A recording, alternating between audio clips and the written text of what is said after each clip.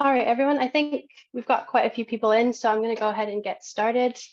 Thank you all for joining us this morning. Hope you're having a good morning today.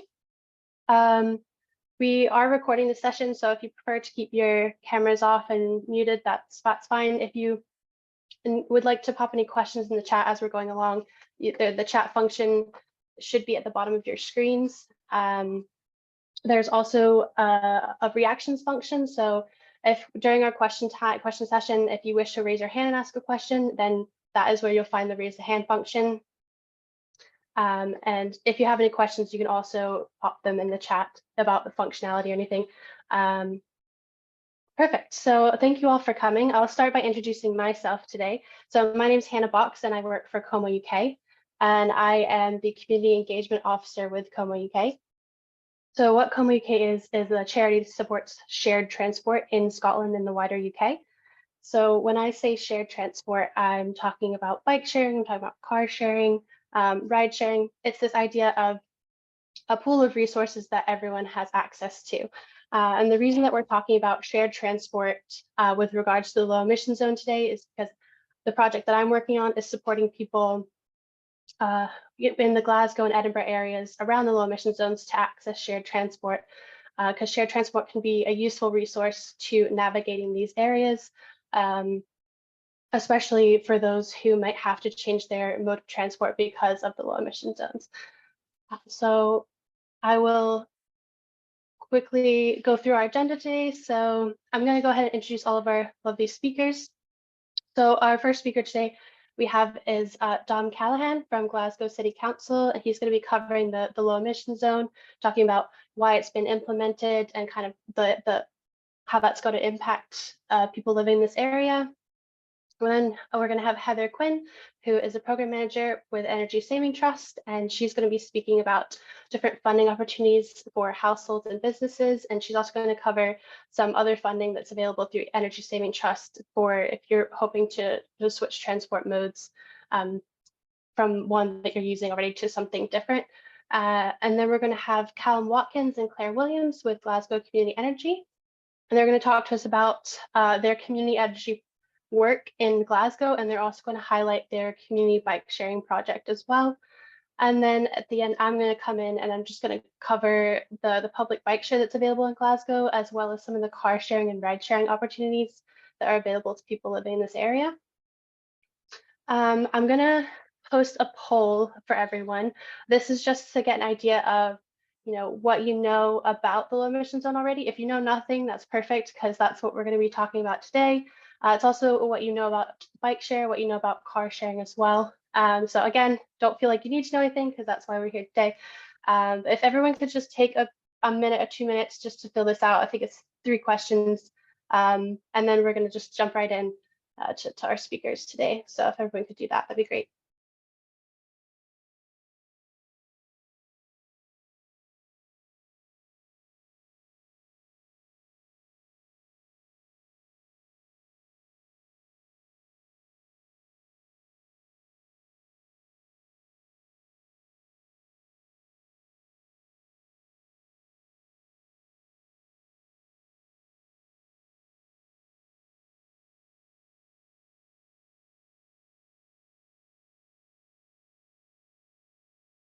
All right, I think almost everyone has done that.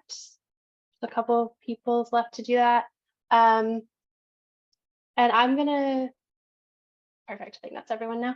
I'm gonna go ahead and hand over to Dom so that he can tell us a bit about the low emission zone. So Dom, if you wanna go ahead and share your screen. I'll stop sharing, sorry. That's okay, and just find this good presentation. Sorry, bear with me.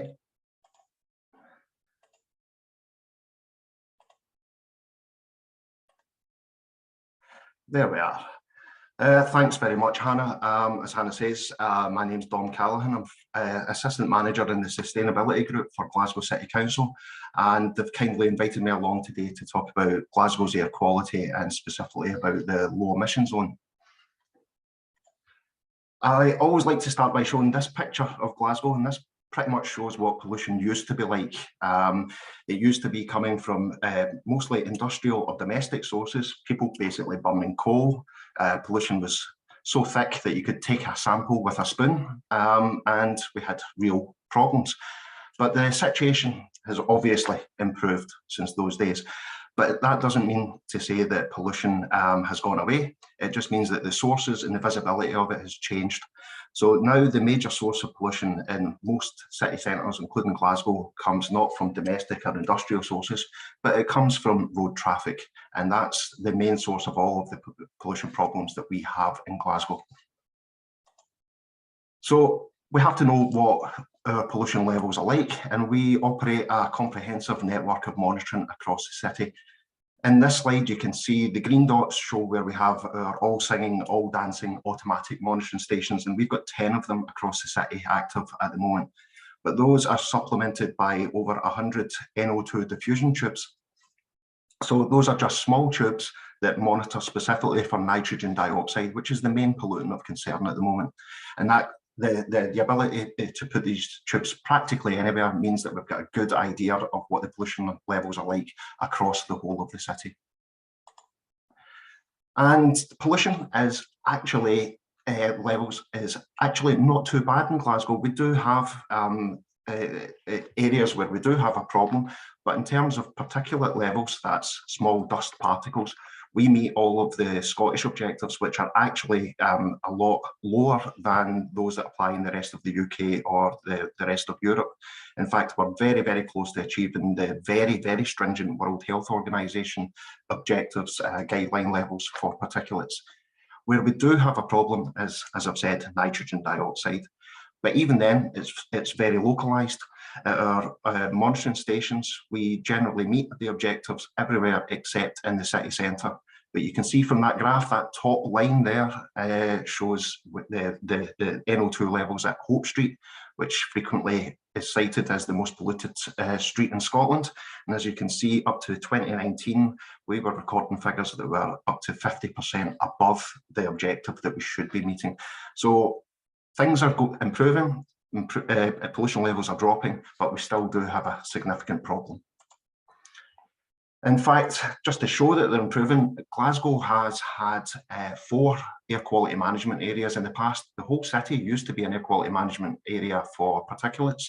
That was revoked back in 2012. Parkhead Cross was revoked in 2020 because that was for nitrogen dioxide. And Byers Road and Barton Road is still an air quality management area, but we have met the objectives for several years and we've received permission from the Scottish Government to revoke that. So that will be revoked this year.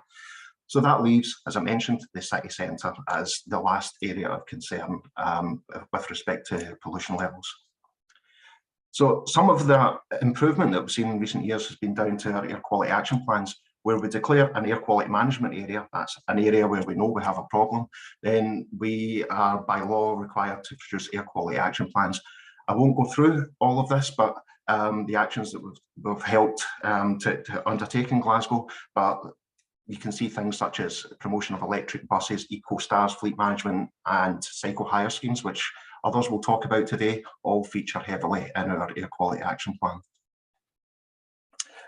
So we know that we have this problem, continuing ongoing problem in the city centre, and we know it comes from road traffic. So back in 2015, the Scottish Government realised that local authorities, despite the action plans being in place, they found it very difficult to directly target the main source, road traffic. So they produced the Cleaner Air for Scotland strategy, and that is basically the strategy that allowed local authorities to introduce low emission zones. Now, it did take a little bit of time from that strategy being in place until the Transport Act came into effect, and that received royal assent in November 2019. And the regulations that allowed us that we have to follow to implement a low emission zone were actually finally approved in May of 2021. So I haven't answered what is a low emission zone. A low emission zone is basically an area where we restrict the vehicles that come in based on the emissions that come from those vehicles. And there's nothing new. This slide is actually old, saying that there's over 200. I think we're now over 300 across Europe and the rest of the UK, and mostly affects trucks, vans and buses. So Glasgow is setting an emissions limit on vehicles entering for all Scottish LEZs of Euro 6 for diesel vehicles or Euro 4 for petrol vehicles. And all of the analysis shows that that's the standard that's needed to give us the required improvement that we're looking for in terms of nitrogen dioxide. Glasgow's low emission zone will be enforced from using fixed penalty notices, and that enforcement starts on the 1st of June of this year. And it's important to say that it differs very much from clean air zones or the London ultra low emission zone that you might have heard of, in that there isn't the facility to pay to enter. So if your vehicle doesn't meet the LEZ standards, you can't pay a charge to enter. We're basically saying, don't come into this area where we are having pollution problems, and it's a penalty notice that's issued should a vehicle do so. As part of the data gathering and data collection, we had to identify what we were going to do. What would our LEZ look like? So that involved a comprehensive traffic analysis of the whole area, and that map there shows the area that was modelled as part of that undertaking. And the graphs on the other side are basically just showing a bit of source apportionment. Now, the one on the bottom right, you can see red features heavily, and that is actually Hope Street area, and the red is buses. So we could see Hope Street, where we have a real problem with ongoing pollution. You can see that around 70%, sometimes even higher, of the pollution sources comes from the bus fleet. But that's not the situation across the city. You can see on the other graph that cars, vans, other sources, taxis, etc., all can make significant contributions in different streets. But this really showed us that the area where we have the highest levels of pollution, it tended to be the buses that were the main source. And that was backed up with a bit more detailed analysis. We looked at the various streets and looked at which streets contributed most by vehicle type. So again, Hope Street, 78 to 80% of NOx emissions came from buses. But we also saw in other areas where we similarly might have air quality problems, around 70% of the NOx emissions can come from cars, such as Great Western Road, etc. But all vehicle types seem to make a fairly significant contribution, including light goods vehicles, HGVs, etc. And again, this just shows where buses cause the largest emissions. We can see that in those streets where we have the main problem with pollution, it was buses that were the major contributor. So in advance of the, sorry, I clicked ahead too quick. So in advance of the LEZ coming into place this year, we decided that we could get the biggest benefit in terms of pollution reduction and air quality improvements if we could introduce an emission standard to buses quicker. So we approached the Traffic Commissioner to ask for a regulation to be placed on the operators, requiring them to improve the emissions of the bus fleet. And that kicked in 2018. It was a rolling emission standards. It started modestly, 20% had to meet the standard by 2018. And then each year that increased by another 20%. And we could see that the performance, the pollution levels did drop quite impressively from the LEZ kicking in. The black line on this graph shows the long-term 5-year average of NO2 that we were picking up at Hope Street.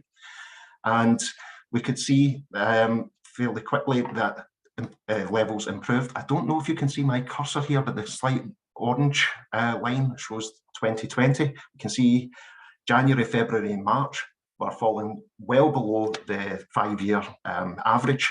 And then something happened in March, unfortunately. We all decided we'd stay at home for a while. That had an enormous benefit in terms of air quality. I'm not sure I would recommend a pandemic for solving your air quality problems though, but it kind of masked the improvement that we were seeing from the early stages of the bus-only low emission zone. But in the years since, we've seen that that improvement has continued. So our LEZ will cover the city centre. It will cover basically the area where we're having air pollution problems. And it covers the area bounded by the motorway to the north and to the west, and by Salt Market High Street to the east, and of course the River Clyde to the south. So it's basically that city centre area. It's roughly a square mile where we're restricting entry by the most polluting vehicles. So it actually came into effect on the 31st of May last year. So legally there has been a low emission zone in place, but also by law we're required to give a minimum of a year's grace period before enforcement starts. So that means our enforcement will start on the 1st of June of this year. But if you are a resident of the low emission zone area, or if you're in streets very close to it where your choice is restricted, there'll be an additional year's grace period. So those vehicles registered to residential properties within the zone have until the 1st of June 2024 to be compliant. And it will apply to all vehicle types. So all cars, buses, vans, etc. will have to meet this standard. The only exception is motorbikes and other two-wheeled vehicles, just because their contribution was so small to the pollution levels and because the Euro schemes doesn't seem to improve them significantly. So as I've mentioned, it will be Euro 4 for petrol vehicles and Euro 6 for diesel vehicles. That roughly means that cars registered from 2000, petrol cars registered from 2006 onwards will meet the standards. So petrol vehicles are largely unaffected by the low emission zone. Very few vehicles of that age are still coming into the city centre. However, it's a bit more stringent when it comes to diesel vehicles. It basically means vehicles from roughly September 2015 onwards are okay. They generally meet the LEZ standards, but diesel vehicles from before then don't. There are other exemptions. Emergency vehicles are exempt, as are military vehicles. There's also a historic vehicle exemption. So if a vehicle is registered more than 30 years ago, then it's classed as historic as long as it's no longer in production and hasn't been undergone major changes from its original state. Vehicles for disabled people are also exempt, whether they're registered disabled vehicles or whether the person in the vehicle is a blue badge holder. That will be handled through exemption, where if a blue badge holder has a non-compliant vehicle, they can register that vehicle to continue to enter the low emission zones. There is a slight problem when it comes to blue badge holders, because the blue badge applies to the person, not the vehicle. So Transport Scotland are also developing a system by which blue badge holders travelling in a non-compliant vehicle can register that trip for an exemption as well. And the final one is showman's vehicles, which is a bit strange. It doesn't mean that means specifically vehicles that are designed for fairground rides, etc. Highly specialised showman's vehicles, those are also exempt. As I mentioned, it's not going to be a charge to enter the low emission zone. It's a penalty charge should a non-compliant vehicle enter, and that's set at an initial fee of £60. It's reduced if you pay within 14 days in a similar way as bus lane enforcement and parking charges are also reduced.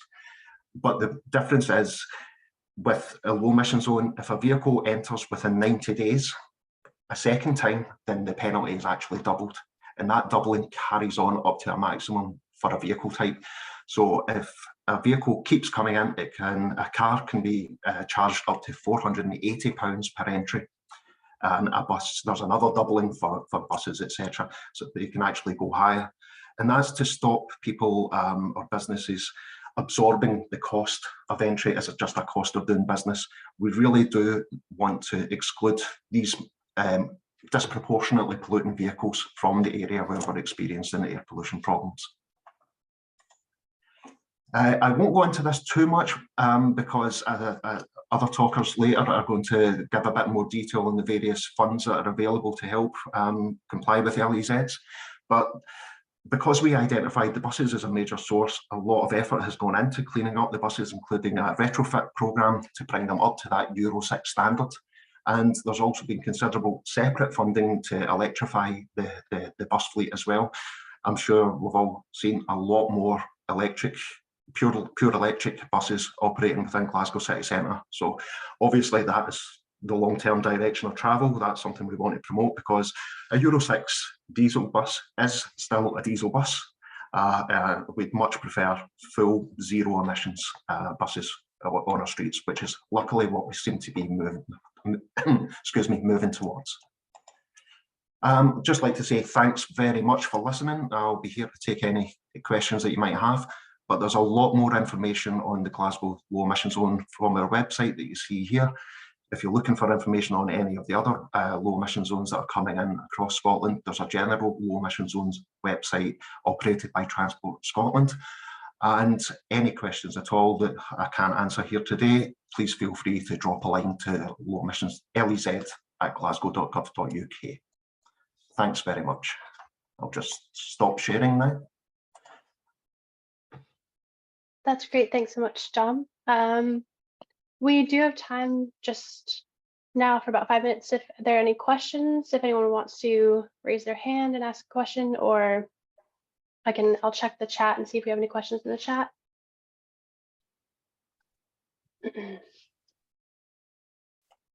Well, I do have a question, Dom, so we'll go ahead and ask that. I know, so for communities that have buses, for example, like a community bus, there was concern about, that. Would you suggest for those communities that they look at the funding that's available, or is there any sort of other way that they could, if their bus wasn't compliant, is there any other way that they could get an exemption? Yes, there is funding available through the LEZ Support Fund. I'm sure, I think it's Heather's going to speak about that a little bit later, but there is funding for the retrofit programme as well that has been available. When it comes to exemptions, our preferred approach is that exemption should be only granted for exceptional circumstances only. We have been advertising the low emission zone since 2018, and the conditions of to give businesses and people time to prepare. Now, I know in practice, the main driver of people's awareness has been the signs going up recently around Glasgow city centre and the road markings, so that has focused people's minds. But we have been trying to promote that as much as possible since before 2018. The timeline was agreed in 2018, but we've been promoting the low emission zone pretty much since the Cleaner Air for Scotland strategy came out at the end of 2015. So our preferred approach is not to grant exemptions. We do want these vehicles do pollute disproportionately, and we would look to maintain the integrity of the LEZ by keeping the most polluting vehicles out so that it can achieve its aim.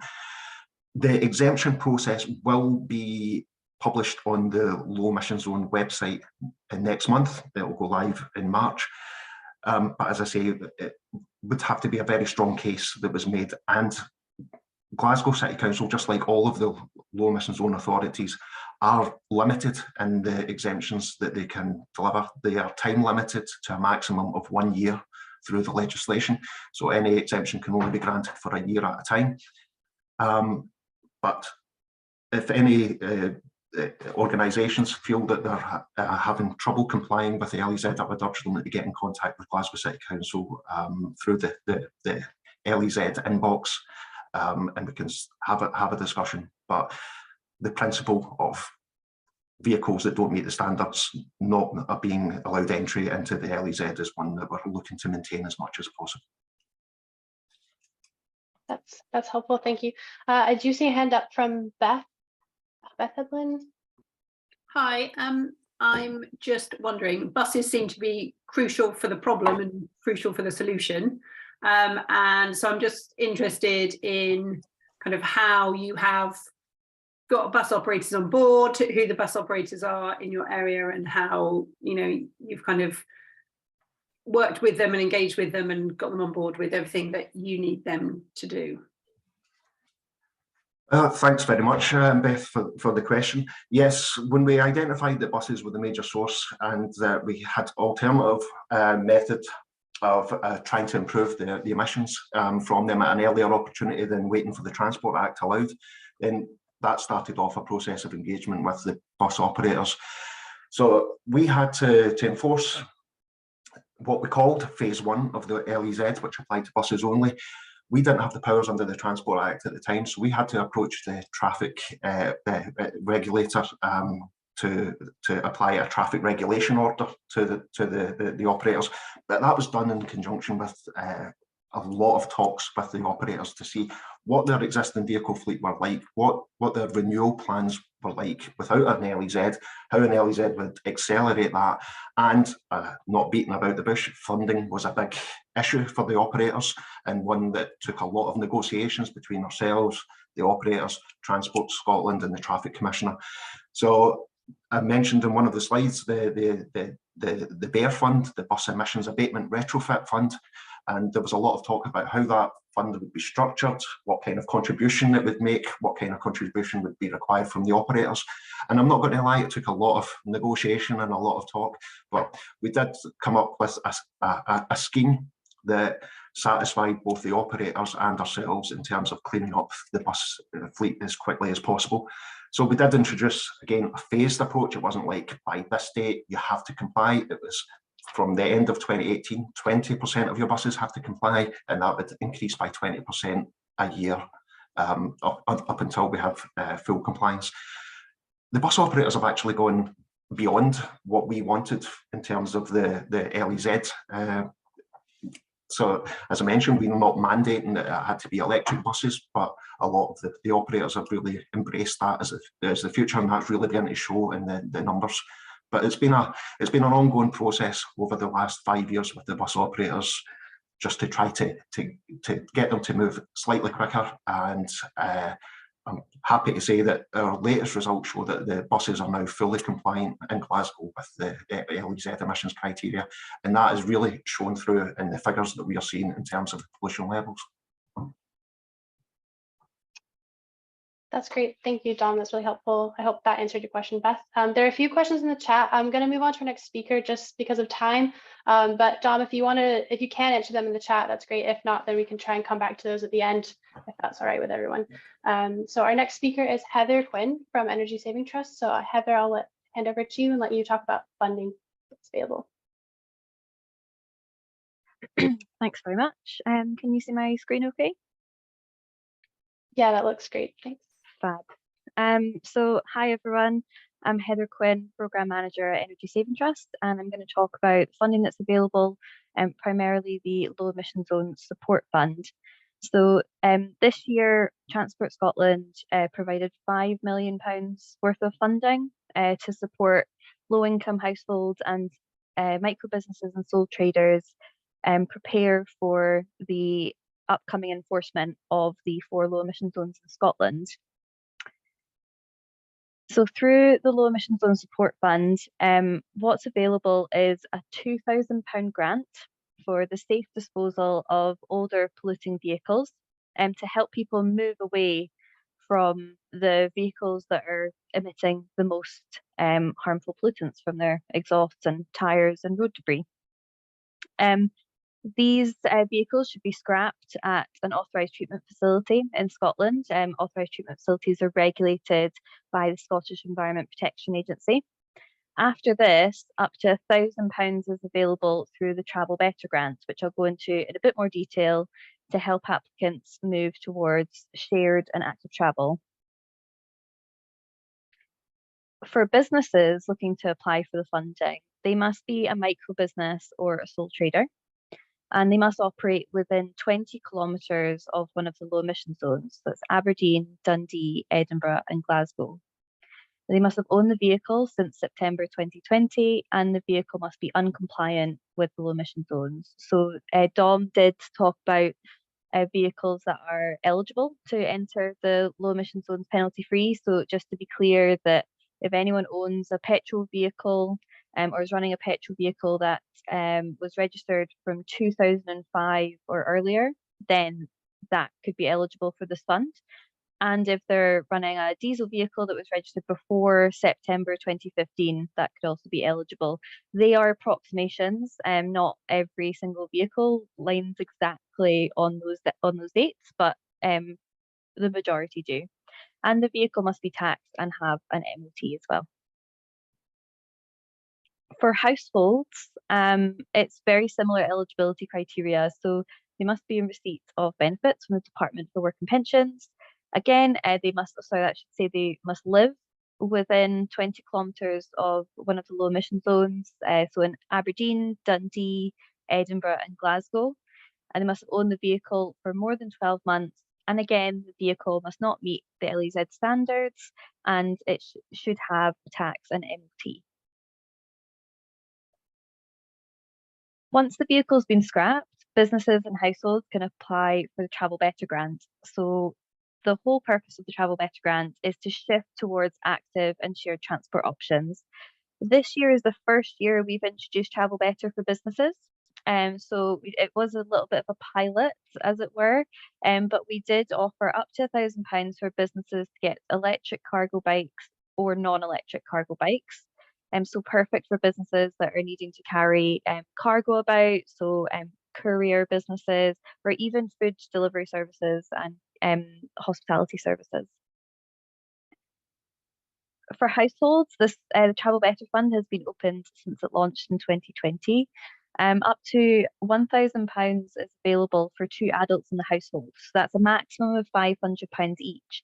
And that can be used to purchase electric bikes, non-electric bikes, bike maintenance and accessories to get existing bikes up and running again, public transport tickets, bike share membership and credits, car club memberships and credits as well. So as Hannah said, her project is all around supporting people using more public and shared transport options, and this funding can also sort of further help people access that as well. It's incredibly flexible, so applicants can apply for a mix of these different measures. They could buy a car club membership and then buy a bike as well. It's flexible to what they need. It's just capped at sort of £500 each. £500 in total, sorry, I should say.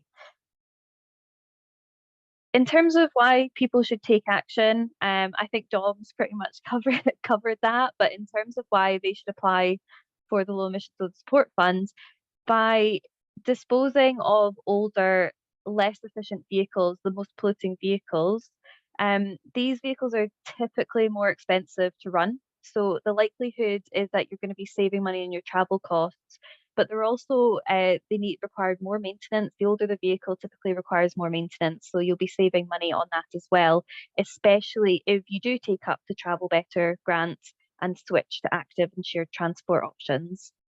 You'll be reducing exhaust emissions as well. So, these vehicles produce more carbon emissions from the tailpipe. So it's helping Scotland achieve net zero by reducing overall carbon emissions from our road transport and removing most of some of the most polluting vehicles on the road that contributes to the nitrous oxides and particulate matter that Dom was going over. So not only are you improving local air quality, but you're also improving your own health. The wider health benefits of living in a city that has improved air quality and less air pollutants, and also from the health benefits of travelling more actively, which also happens when you use shared transport from walking to and from your travel means and your destination.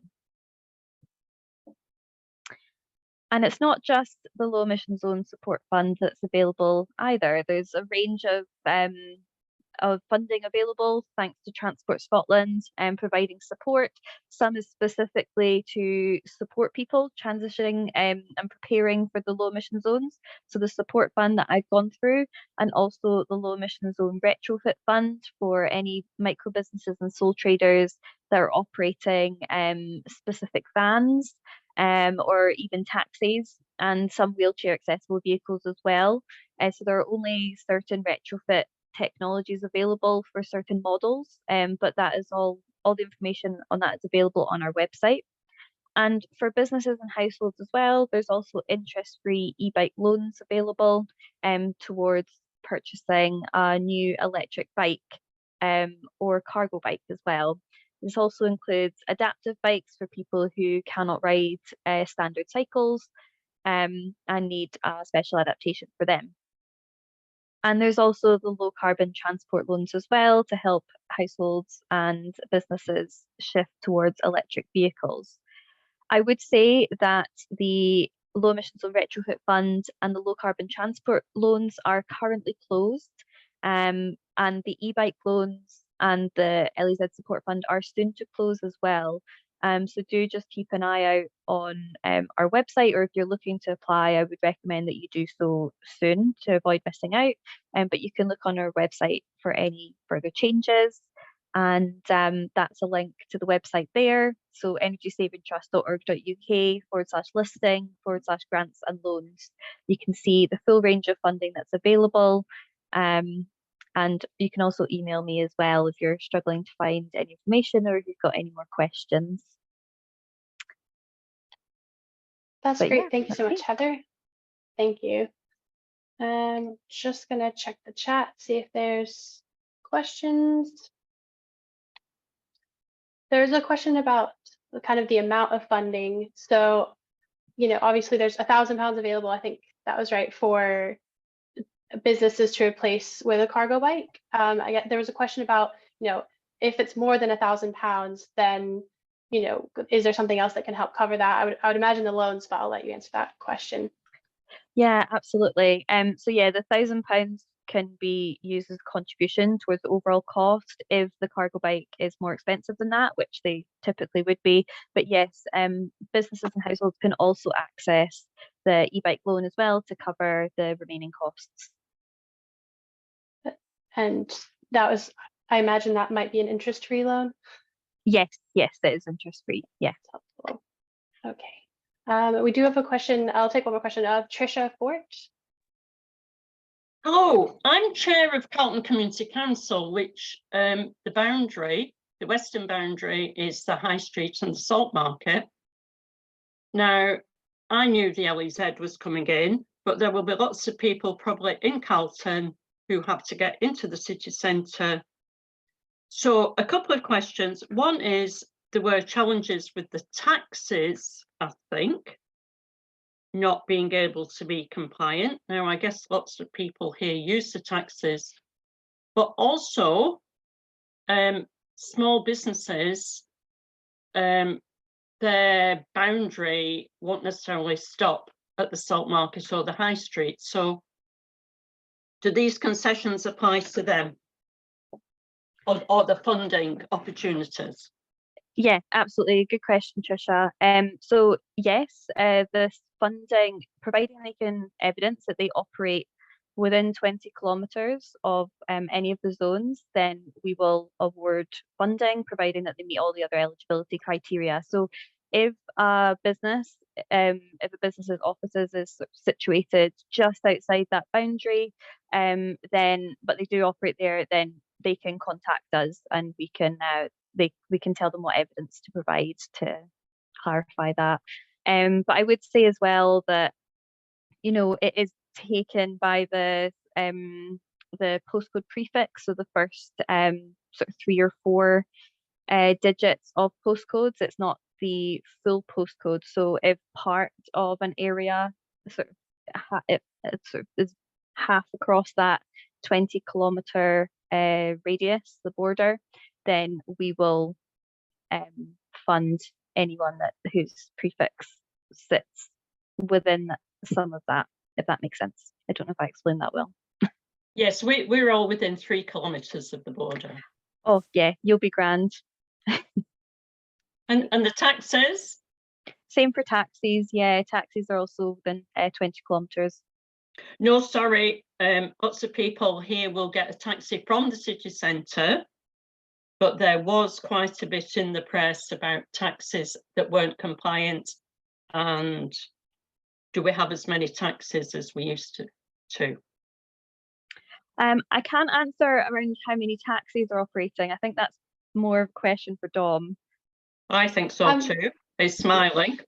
I'm just gonna, sorry guys, I'm just gonna jump in. Dom, I don't know if you can maybe put something in the chat about that, or we can just come back to it, just because I want to move on to our next speakers, if that's okay. Beth, Okay, sorry. thanks.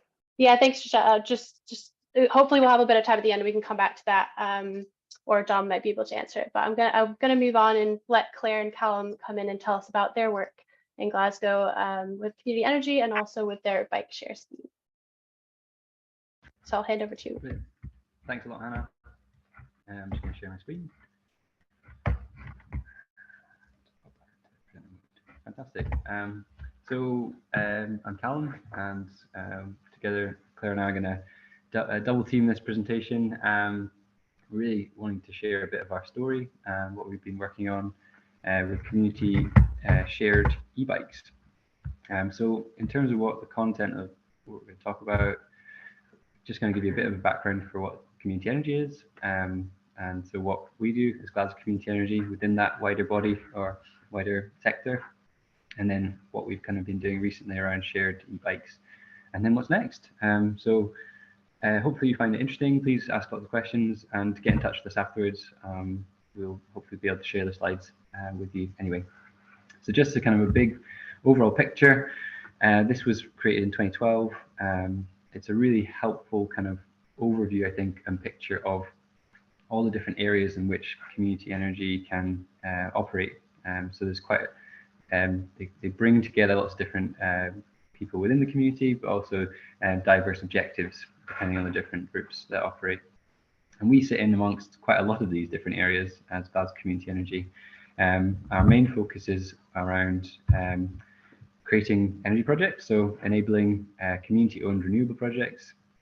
Then we also do quite a lot of work with schools, engaging with doing STEM subjects, helping the young people to learn about energy and energy access and get to handle some cool equipment.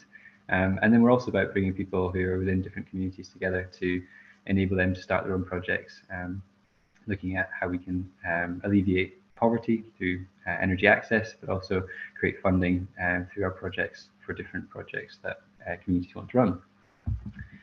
So schools have been something that we've been doing since 2019. It's been a really successful way of us engaging with people, bringing people from different backgrounds to help out with those projects, and bring kind of more of an understanding of what energy challenges we have from somewhat of a technical perspective, but also thinking about the kind of wider societal issues as well.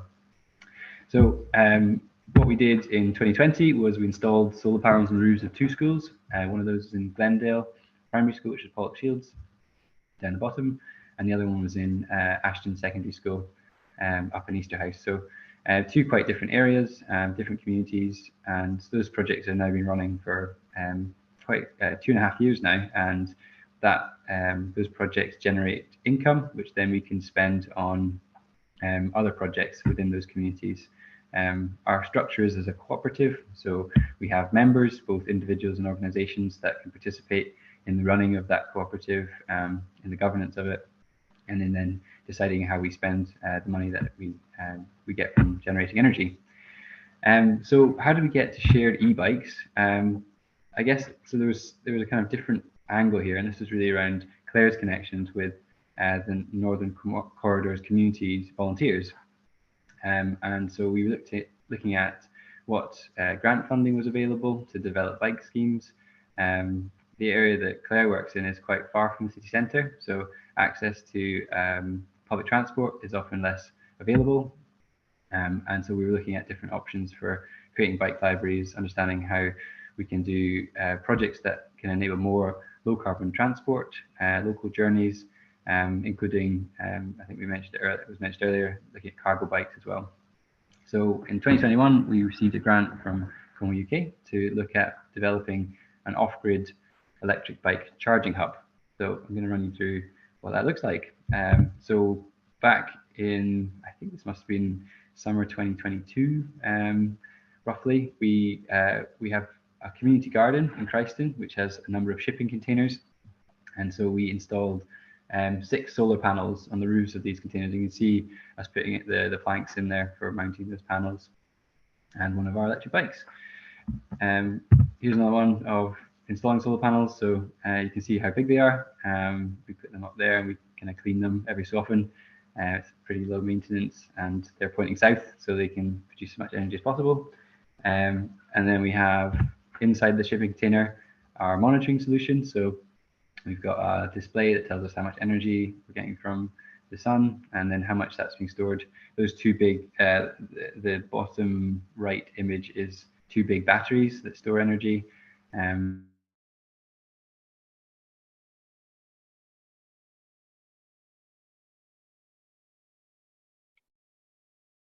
Oh, it looks like we've lost Callum.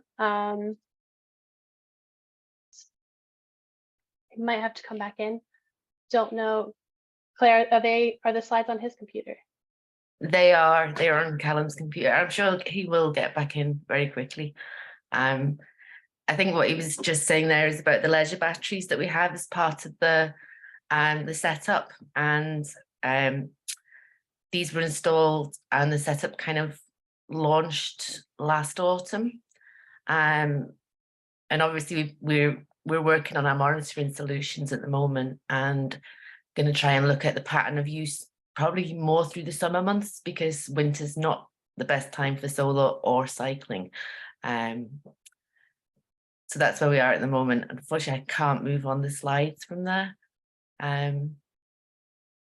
Is Callum back in? Well, what I can do is I can just move on to my presentation briefly, and then we can come right back to yours, because it's all shared transport. So we'll go ahead and do that. Perfect. All right. Sorry about those technical difficulties, everyone. I'm sure Callum will be back soon. It's not a problem. All right.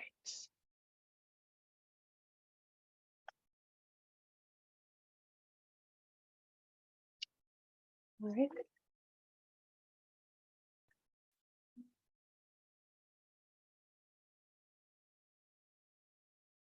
Is that perfect? All right. Well, as Callum was just talking about and Claire mentioned, there's some really great community-led schemes in Glasgow. These are really important to, supporting like smaller communities outside of kind of the Glasgow city centre area, particularly in areas where, public transport connections aren't as great as they should be maybe. And unfortunately, we only had time to highlight this one great community, and we'll come back to the rest of Callum's presentation and Claire's presentation.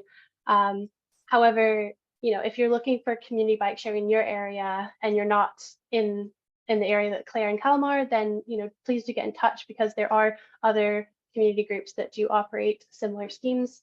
But today I'm going to be covering the public bike share scheme and car and ride sharing options in the Glasgow area. So quickly, we've been talking about shared transport. I just want to highlight again what shared transport is. So shared transport is a pool of vehicles like bikes or cars that can be used by many different people.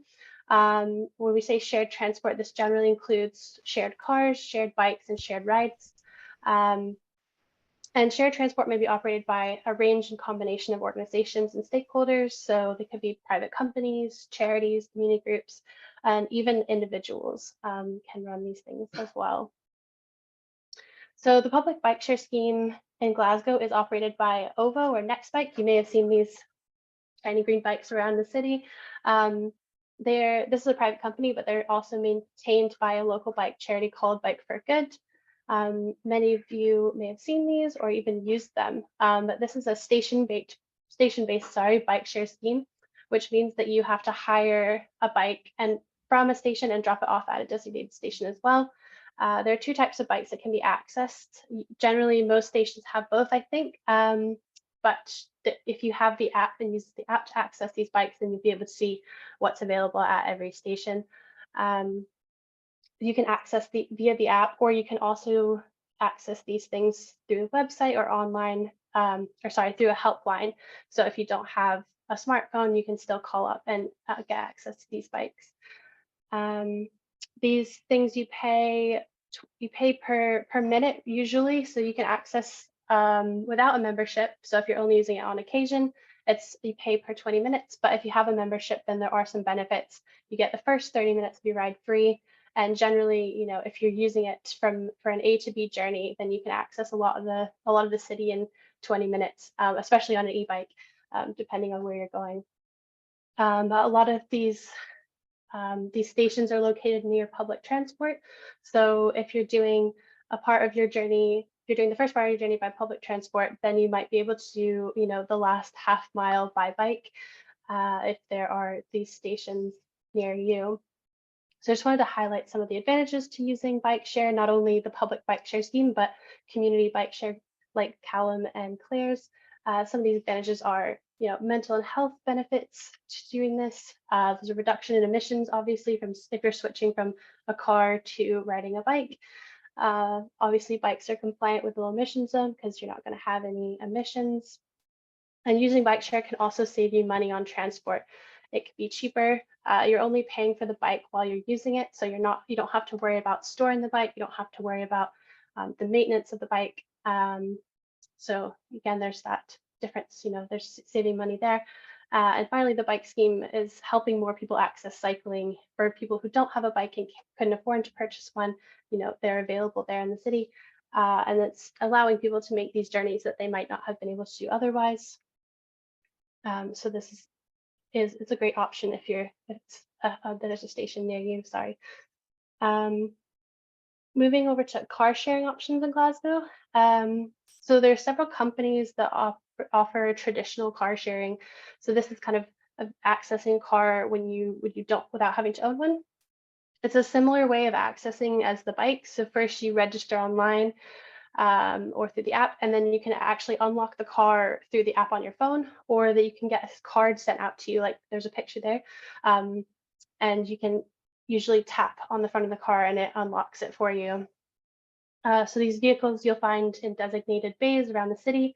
You can go online and look at the map and you'll be able to see kind of where these cars are located. So some of the bigger ones in Glasgow are Co-Wheels and Enterprise Car Club. Generally, these you pay per hour and per mile. There's some restrictions on age requirements for these. I think 19 is the lowest end and 75 might be the upper end. So, but we definitely we definitely recommend doing your research, reading up on, you know, the kind of what you need to be able to access these vehicles before you go and try and access one. Some of the advantages to using a car sharing is that you only pay for that vehicle while you're using it. So you don't have these ongoing costs associated with owning a vehicle. There's no MOTs, no ongoing insurance costs, no maintenance of that vehicle. Another perk is that you also have access to different types of vehicles. So you might be able to access an EV, a van. It can be cheaper as well than private car ownership, as if you don't use your car every day, then, you know, it may be that you can just switch over and use a car club for those journeys that you do need to use it for. All car club vehicles in Glasgow at the moment are low emission zone compliant, so you wouldn't have to worry about that if you're using one of these vehicles. They also enable people to do journeys that they might not be able to if they, you know, don't have access to a car. These kind of things do work best for sort of local journeys, daily journeys, weekend journeys. It's not something that you would want to use every single day. If you're, you know, driving to work every day, then you might need that vehicle. Or if you can substitute that journey with a public transport, then you could use a car club for other journeys that you would need to do. Another option is independent car clubs. So there are not as many of these in Glasgow, but there's one that operates out of Lochwinnock and Linwood, which is Leap Car Club, and this is owned and managed by a community group. And some of the advantages of it operates in the same sort of way, but some of the advantages is that this can be more community focused, and they might be able to make it a bit more financially accessible. So if you're interested in kind of finding something like this near you, or even trying to set up something like this, then please do get in touch with me, so you can kind of talk about the sort of admin and things that you would need to set up in your area. Sorry, I'm just kind of whizzing through this, but this is a image that we have on our website, comouk.org, sorry. And this is where you can see what's available in the Glasgow area. So it does look like there's not very many, but if you zoom in, then you'll see lots of different ones pop up. So you've got Enterprise, Co-Wheels, and then we also have community car clubs on there.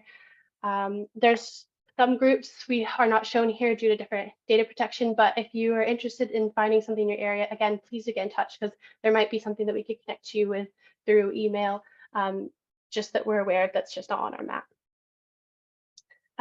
The last car sharing method that I wanted to highlight is called peer-to-peer. So this is similar to Airbnb, but for cars. So it's a car that's owned by an individual or a group in the community, and you're hiring from that person. So this works well when if you own a car and you only use it, a couple days out of the week, then you might be able to hire out that car to people in the community for those days you're not using it. So like Airbnb, there are different companies that you can use to hire your car out or to go and hire a car. So there's one called CarShare, HireCar with H, GetAround, and Turo.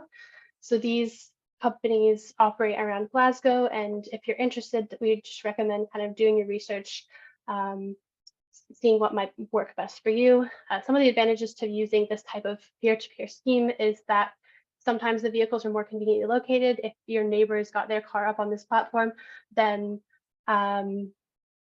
then you can access this from your neighbor, from your friends. And sometimes there are additional amenities for families or for someone with a pet, for example. In this type, it might be that the person you're hiring from has kids. They have car seats that you can use, or they're okay with you having a dog in the car. So there's some advantages to checking this system out instead of kind of a car club system.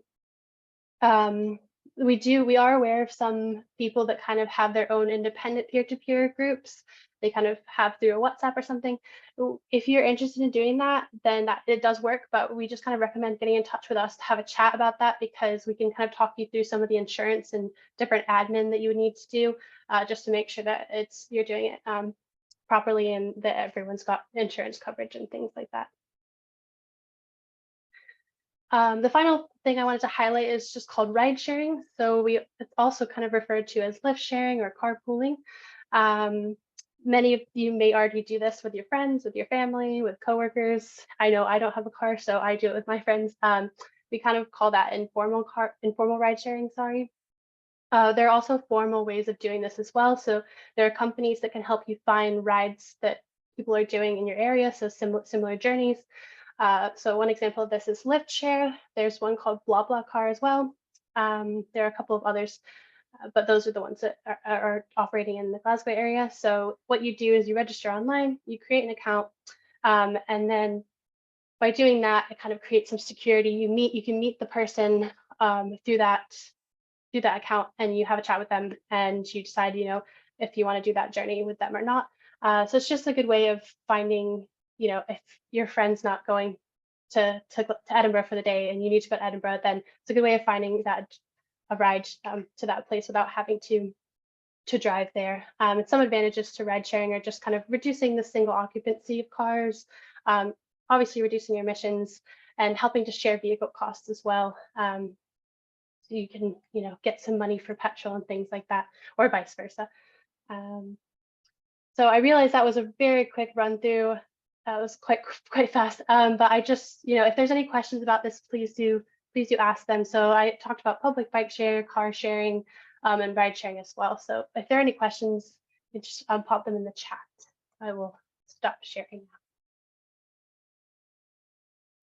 If I can figure out how to stop sharing. There we go.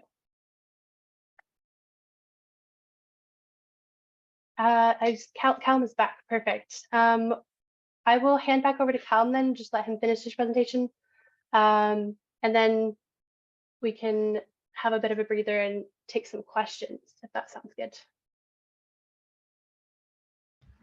Apologies about that. We've all been waiting with bated breath for the second half, so thank you for holding on. So we'll carry on from where we left off. There we go. I think we're around about here. So yeah, just I guess some more on the kind of technical side. We can store the energy. We've got 2 big lead acid batteries that sit at the bottom, and then we've got different equipment that we can use to keep an eye on what the battery's doing, what the solar panels are producing, and then we've got that all hooked up to a laptop. which provides us with a dashboard. And this shows us what the solar panels are doing, what the batteries are doing, all in real time for our site, which is great. And then here's a picture of our electric cargo bike. So we use it to do local trips, and we can store it inside the container securely and then charge it off the batteries at night time when it's parked. We had a launch event, so we took some photos of the bike and of all the setup. Quite a lot of time went into working out how to deliver the solution, and we had quite a lot of challenges around technically doing that. Some of that was because there was the quite limited guidance on constructing the system, and so we had to spend quite a lot of time understanding that and getting the right tools, and then also finding a suitable monitoring solution. So we've got our dashboard, but it only records data in real time, so we're not able to store that information at the moment. So we'd quite like to find a way to store that monitoring data so that we can understand what kinds of behaviors we're seeing and different usage patterns from either from the bikes or from other things on in the community garden. The other thing is around getting sufficient e-bike users. So often our battery is fully charged and it's waiting for bikes to be used and then charged. So we might be looking at other ways we can use that energy around the community garden. So Claire's going to give us a little bit of an update on what's coming next in terms of how we're hoping to encourage more users for the e-bikes. Thanks, Callum. And yeah, I think that the big challenge that we've come across, this is a kind of pilot project to see how an off-grid charging solution could work. But where we actually have the unit just now is obviously in a secure place. So what we need to look at next is how we can allow people to access the bikes without needing a member of staff there, very much like the way the car sharing projects in Glasgow work. You know, you would register and then have some sort of card, and getting a balance between security and availability is going to be quite a challenge. But I think the long-term vision that can be accomplished from this would be a significant kind of enabler for people where I am, which is 8 miles from the city centre, to be able to use active travel, particularly on e-bikes, where it is a challenge to do 8 miles for your average person. It's quite daunting on a normal bike, but on an e-bike, it opens things up to so many more people. So we'd actually like to see a chain of hubs from North Lanarkshire through Northeast Glasgow into the city centre. The other barrier that we've found is cycle parking in the city centre. People don't feel it's sufficiently safe, and particularly if they're using a shared bike, that may put them off. So we'd really like to see improved infrastructure to go along with these kind of community-led opportunities, and hopefully we'll get the science right in the next year or so that we can have some pods out there for people to access. So yeah, part of our funding from Como was that we create a case study, and I guess part of this sharing just now is sharing what we've learned, and we'll be able to pass on some more of that detail so that others can get in touch and see if they can do something similar. We're also looking at how we might engage more different groups of people around the technical system, so using it as a opportunity for doing research and placements, working with electrical equipment and tools, and see what else we could maybe use that energy for within the community garden. Thanks very much. Hopefully you found that interesting, and please get in touch if you want to come visit, come and see what we've been doing in North Glasgow, and yeah, you can find out more about all the other things that we're doing as Glasgow Community Energy. That's great. Thank you, Callum, and thank you, Claire, for telling us about that project. Sorry, I was just going to go ahead and ask a question, actually. How do people access the bikes at the moment? Is it just through like emailing in and saying they'd like to get a bike? Yeah, basically we've on the Northern Corridor Community Volunteers, it's basically phone me or email me, and we have had a lot of people wanting to do that, but when they do have the bike for 2 weeks, they're not charging at the at the hub, they're charging in their home. The real benefit for us is the cargo bike, because that's used by the volunteer group, so any volunteer can use it, and you couldn't actually get the cargo bike through your door, so having that there constantly charged has been a massive source of, you know, active travel for us for planting trees. The cargo bike's great, you can put tools in there, so, you know, for volunteer groups it's a real game changer. Yeah, that sounds great. Cargo bikes are amazing creations. I've used one once, and it was great. Perfect. I'm just gonna a lot of praise in the chat for your project, and especially for it being kind of a case study for other groups as well. Great. Well, does anyone have any other questions for Claire and Callum? Otherwise, I can kind of open up the stage and have anyone ask questions for any of the speakers. You know, we talked about quite a lot in a short period of time, but if anyone has questions for Dom or Heather, or we can also put those questions in the chat as well if anyone's feeling shy.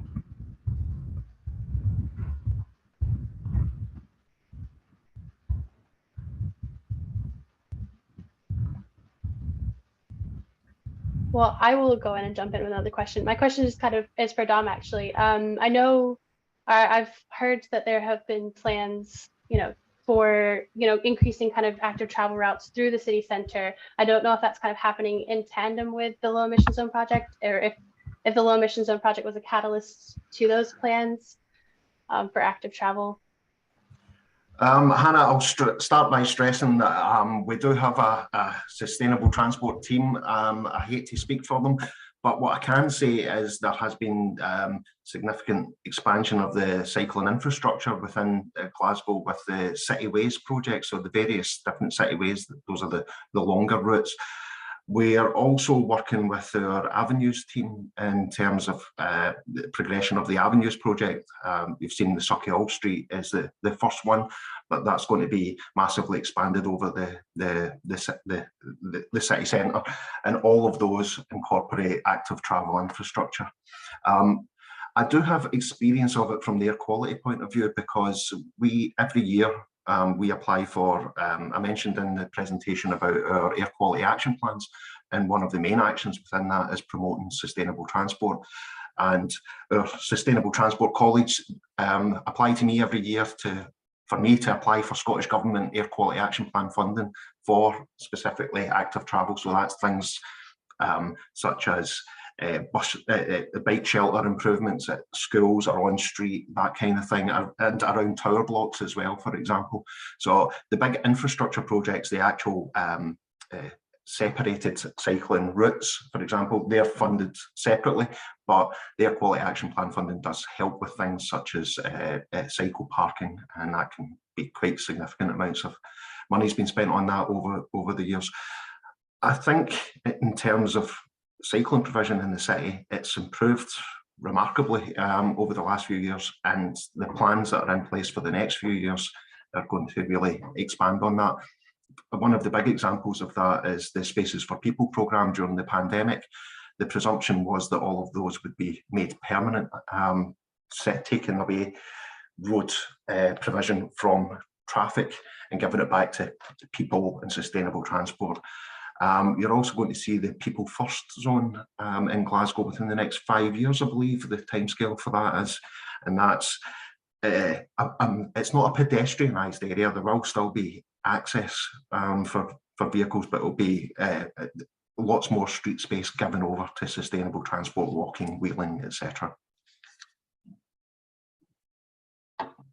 That's great, thanks, Dom. I did see a question in the chat, kind of about the kind of roads and potholes, is this kind of the state of things. So I don't know. That's probably a whole other issue, is kind of repaving roads and things like that. I don't know if you have anything on that point. Again, Hannah, that's specifically for our roads section. I hate to speak out of turn, but there is no doubt that the roads have deteriorated over the winter, and I do know from our roads colleagues what they have publicly said is that there's a huge effort going on at the moment in terms of road repairs. Thank you. Callum and Kylan put their email address in the chat, so if anyone would like to ask them any questions through email, they are there.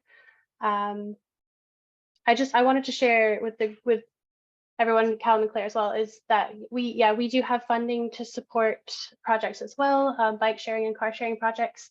So Claire, Callum, if you'd like some more support, then we can have a conversation about that, especially around the sharing aspect, is enabling people to access those bikes better. Because that is something that I am working on, supporting groups across Glasgow to support people in their community and their service users to access bikes, to access shared cars. So if anyone has questions about that, please do get in touch.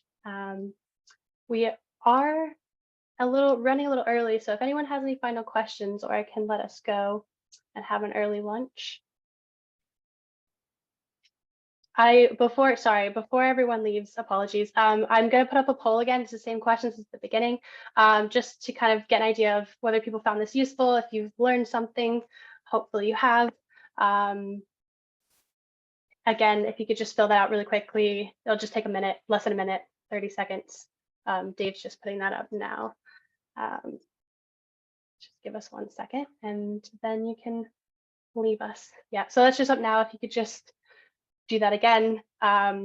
If you feel you've learned something about low emission zones, something about shared transport today, particularly in the Glasgow area as well.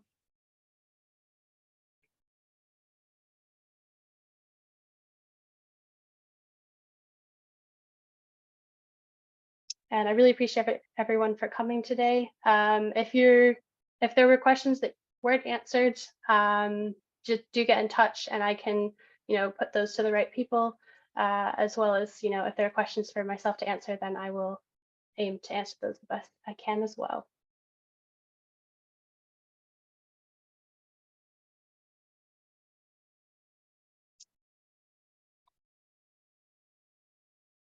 All right, when everyone has answered their poll questions, they're free to go.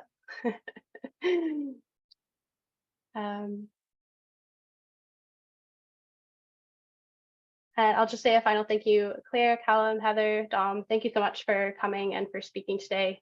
I know, Heather, I've got you again tomorrow for my Edinburgh webinar. So thanks for doing that again as well. No problem. For those of you who are interested, if you want to hear about Edinburgh's low emission zone and the shared transport in Edinburgh, then that is happening tomorrow. Perfect. Well, I think most of everyone has done that poll. So perfect. Thank you so much. I've got the thumbs up, so I can let everyone go. Thank you so much for coming. And I hope you have a good rest of your day, everyone.